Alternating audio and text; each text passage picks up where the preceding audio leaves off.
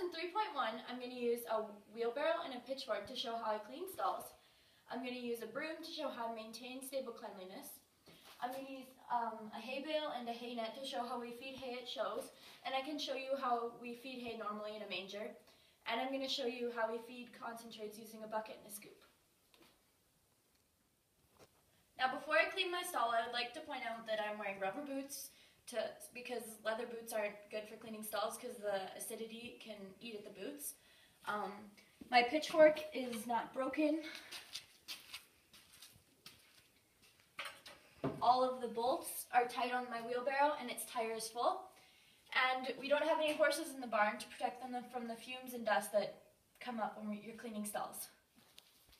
Okay, so to get poop, you just scoop and then shake some of the straw out to try and save it. And then I'm going to put it in the wheelbarrow and then get the good straw back in.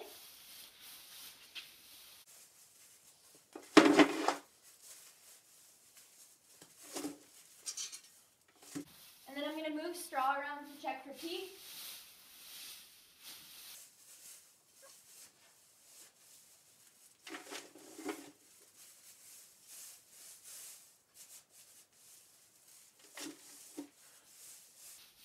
And then when my wheelbarrow's full, I'm just going to take it over the barn. And once you're done cleaning all the poop out of your stall, you can bed it down with straw or shavings. We use straw because it's easier to access for us out here. You want to make sure that there's no dust or mold in your bedding because that can be really bad for the horse's lungs and it can't be good if they eat it either. And you get it really good around the edges to prevent you bank the stall walls to prevent your horse from getting cast.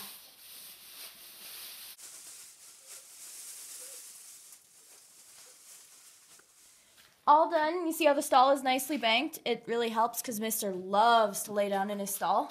And I find it's easier to put a little bit of extra straw in the middle of your stall because that's exactly where male horses pee. And now that I'm done cleaning my stall, I'm going to show you how I use a broom. We always sweep after we're done cleaning stalls because there's often stuff in the aisle.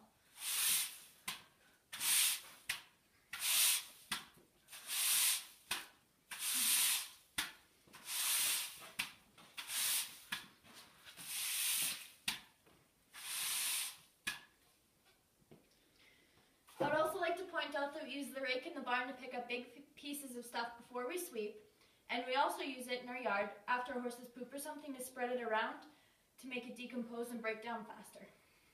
Now I'm going to show you how we feed hay at horse shows using these hay bags. We usually fill them pretty full so that they last the horses longer. These hay bags slow down their eating because of the smaller holes.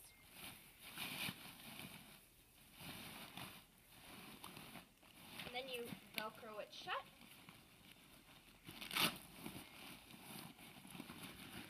And then I'm going to clip it to the trailer to show another reason why we use them at horse shows.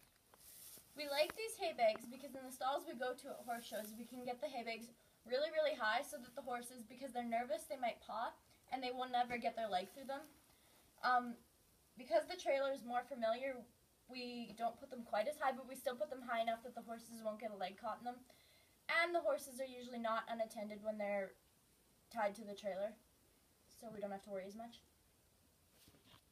In our stalls at home, we're lucky enough to have a manger for all their hay and food that you feed in large quantities. And they have a little corner manger that we put their concentrates in so that they're not stepping in buckets all the time because they're not on the ground. Now I'm going to show how we use feed scoops and buckets to feed our horses concentrates.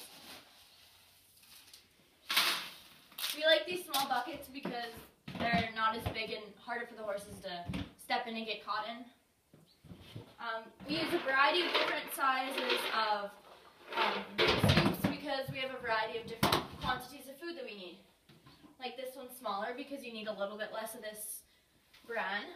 And the one in this probiotics is even smaller because you need to take the recommended dosage, which is not very much at all.